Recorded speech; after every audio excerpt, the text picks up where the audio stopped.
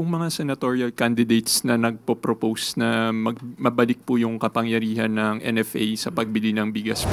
Kaya po noon pa po hinihiling ng administrasyon, pero to ay hinadlangan po ni Senator Cynthia Villar. Alamin niyo na rin po kung sino ba ang malalakas mag-import ng bigas. Sam Medinilla, Business Mayor. Good morning, ma'am. Meron pong mga senatorial candidates na nagpo-propose na mabalik po yung kapangyarihan ng NFA sa pagbili ng bigas po. Meron na po bang proposal yung economic managers or economic team pagdating doon sa legislation para ma-implement yung proposal na yun? Actually po, matagal na po nagkaroon ng proposal ang administrasyon para mabigyan po ng sapat na kapangyarihan ng NFA. Gusto natin ipabatid na kapag po nabigyan natin ang karapatan ng NFA na makapagbenta ng diretsyo sa taong bayan at makontrol ang presyo ng bigas, hindi po tataas ng ganito ang presyo ng bigas. Dahil sa kasalukuyan po, because of the rice tarification law, na ang author ay si Senator Cynthia Villar, ay ang nag-i-import po dito ay mga private companies. Hindi po nahahayaan ang government na mag-import.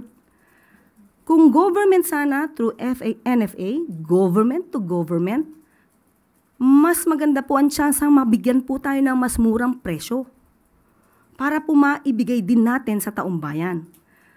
Dahil dito sa rice tarification law, nawalan po ng kamay ang NFA at pati po ang pag-regulate ng presyo ng NFA ay hindi na po naipapasatupad. Ang nangyayari po ngayon ng NFA, makakapagbenta lamang po sa Kadiwa, sa FTI, sa LGU. So yun po ang hindi maganda sa provision na ito. Kaya po noon pa po hinihiling ng administrasyon na magbigay po ng power, magkaroon ng amendments ang RTL patungkol po sa karapatan at authority at power ng NFA. Pero to ay hinadlangan po ni Senator Cynthia Villar. So kayo na po ang mag-research kung paano ba napapakinabangan ng mga importers. Alamin niyo na rin po kung sino ba ang malalakas mag-import ng bigas. Thank you, Yusek. Follow-up question lang po. May mga lawmakers na po kayang nakipag-coordinate sa Malacanang para i-push yung legislation. At kailan po kaya balak ng Palas na i-push yung legislation? Sa 19th Congress or sa next Congress? Malamang sa next Congress na po kasi magkakaroon muli. Dahil nga po ito ay nahadlangan ni Senator Cynthia Villar. Magkakaroon muli, propose amendments para po magkaroon muli ng authority, power, and NFA. Ito naman po ay para sa taong bayan, para po ma-regulate natin ang presyo ng bigas.